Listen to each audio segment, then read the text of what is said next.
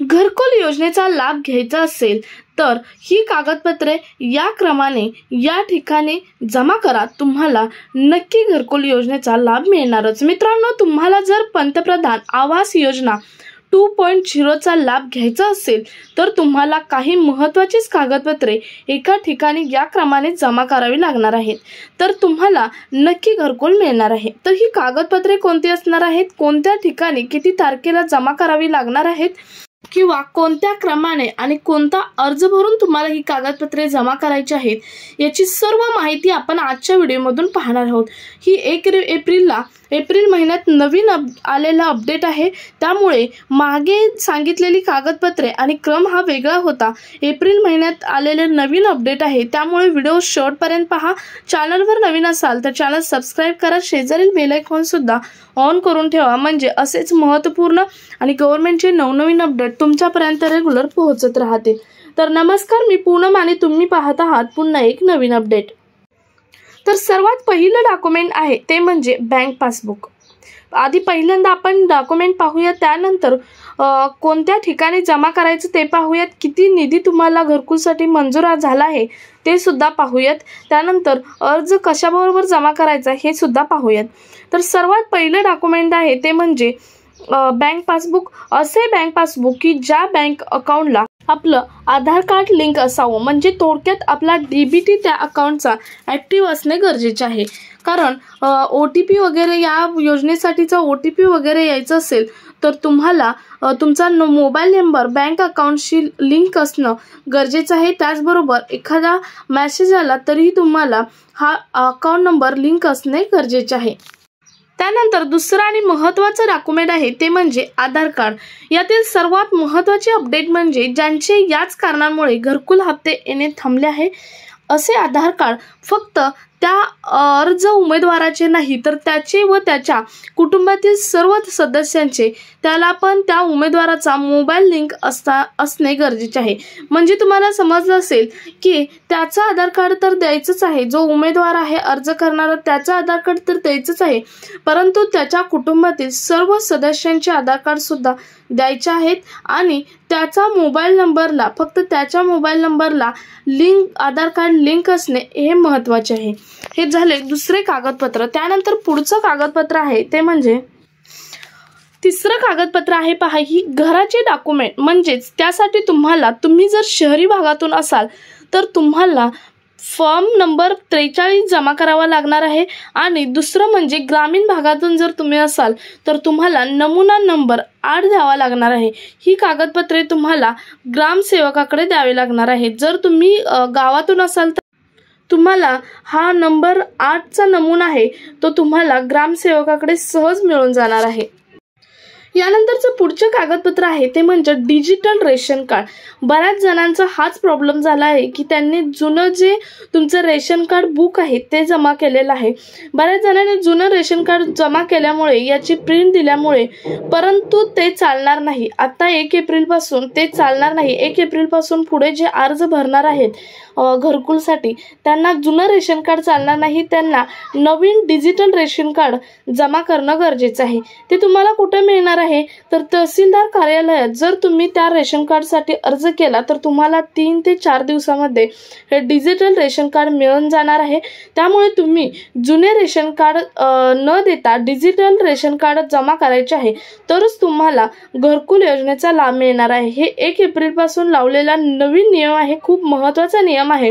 याआधी चालत होतं जुनं रेशन कार्ड, परंतु आता ते चालणार नाही। त्यानंतरचा पुढचं कागदपत्र पहा। त्यानंतरचं पुढचं आहे बघा, अर्जदाराचा स्वतःचा मोबाईल नंबर, असा मोबाईल नंबर ज्याला आधार कार्ड लिंक असणे गरजेचे आहे। आता प्रत्येक योजनेचा जर लाभ घ्यायचा असेल तर त्याला मोबाईल नंबरशी आधार कार्ड लिंक असणे खूप महत्त्वाचे आहे, कारण प्रत्येक योजनेसंदर्भात OTP येणं, मेसेज येणं, प्रत्येक अपडेट येणं हे मोबाईलवरच येतं। त्यामुळे त्याचा आधार कार्डला मोबाईल नंबर लिंक असणे गरजेचे आहे आणि हाच मोबाईल नंबर तुम्ही फॉर्म भरताना द्यायचा आहे। दुसरा नंबर दिला तर तुम्हाला प्रॉब्लेम होऊ शकतो, OTP येणार नाही, तुम्हाला कोणतंही तुमचं अपडेट ही येणार नाही। तर यानंतरचं पुढचं कागदपत्र आहे ते तुम्हाला ऑप्शनल आहे, ते म्हणजे मतदान कार्ड। हे तुम्हाला ऑप्शनल आहे, ओरिजिनल नसेल तर तुम्ही याची झेरॉक्स सुद्धा त्यासोबत अटॅच करू शकता। तुमच्या ॲड्रेस प्रूफसाठी हे मतदान कार्ड मागवलेलं असतं, त्यामुळे तुम्हाला हे ऑप्शनल आहे मतदान कार्ड। मतदान कार्डची तुम्ही झेरॉक्स सुद्धा या कागदपत्रांना अटॅच करून तुम्ही फॉर्म सोबत सबमिट करू शकता। तर आता ही झाली 6 कागदपत्रे। तर आता आपण पाहिलेली 6 कागदपत्रे आहेत ती कागदपत्रे प्रिंट करून कलर प्रिंट करायचे आहे। महत्त्वाचं म्हणजे कलर प्रिंट करून अर्जासोबत द्यायचे आहे। मग आता अर्ज कुठे करायचे, तर अर्ज विभाग वाईज करायचे आहेत, शहरी आणि ग्रामीण। ते शहरी आणि ग्रामीण अर्ज कुठे सबमिट करायचा किंवा अर्ज भरताना घ्यावयाची काळजी काय आहे, ही कागदपत्रे कशी क्रमाने लावायची ते आता आपण पाहूयात। तर विभागानुसार जर तुम्ही शहरी भागातील असाल तर तुम्हाला ही सर्व कागदपत्रे घेऊन नगरपालिकेमध्ये जायचं आहे आणि तिथे जो अर्ज दिला जातो तो अर्ज भरायचा आहे आणि ही सर्व कागदपत्रे त्याला जोडायची आणि अर्ज तिथे जमा करायचा असेल। कधी, तर जर तुम्ही शहरी भागातील असाल तर अर्जासोबत आता जे आपण क्रमाने कागदपत्रे सांगितली तशी क्रमाने जोडूनच अर्जाला अटॅच करून तो अर्ज नगरपालिकेमध्ये जमा करायचा आहे, जर तुम्ही शहरी भागातील असाल तर। आणि जर तुम्ही ग्रामीण भागातील असाल तर तुम्हाला ही सर्व कागदपत्रे घेऊन ग्रामपंचायतीमध्ये जायचे आहे आणि तिथे अर्ज मिळतो, तो अर्ज भरून ही कागदपत्रे ग्रामपंचायतीत तुम्हाला जमा करायची आहेत। म्हणजे शहरी भागात असाल तर नगरपालिकेमध्ये आणि ग्रामीण भागात असाल तर तुम्हाला ग्रामपंचायतीत ही सर्व कागदपत्रे जमा करायची आहेत। आता तो क्रम कोणता असणार आहे, मी आता जसं क्रमाने सांगितली डॉक्युमेंट्स तशीच डॉक्युमेंट्स तुम्ही अर्जासोबत क्रमाने लावून कलर प्रिंटमध्ये तुम्ही ही सर्व कागदपत्रे जमा करायची आहे, तरच तुम्हाला या योजनेचा लाभ हा मिळणार आहे। त्यानंतर पाहूयात आता विभागानुसार ग्रामीण आणि शहरी भाग यासाठी निधी सुद्धा वेगवेगळा आहे। जे की ग्रामीण भागासाठी आता निधी वाढवला आहे। आता मागच्या मंथमध्येच लास्ट मंथमध्ये ग्रामीण भागासाठी घरकुल योजनेसाठी निधी वाढवला आहे, तो आता 2,10,000 इतका करण्यात आलेला आहे। आणि शहरी भागासाठी निधी हा आहे तेवढाच ठेवण्यात आलेला आहे। 2,50,000 रुपये घरकुलचा निधी हा शहरी भागासाठी ठेवण्यात आलेला आहे।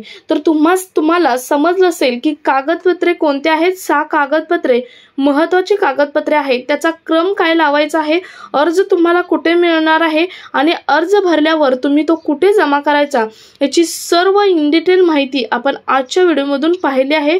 तुम्हाला 1 एप्रिल पासून 2 कागदपत्रांमध्ये बदल सुद्धा सांगितला आहे, ते सुद्धा आपण आता पाहिलं।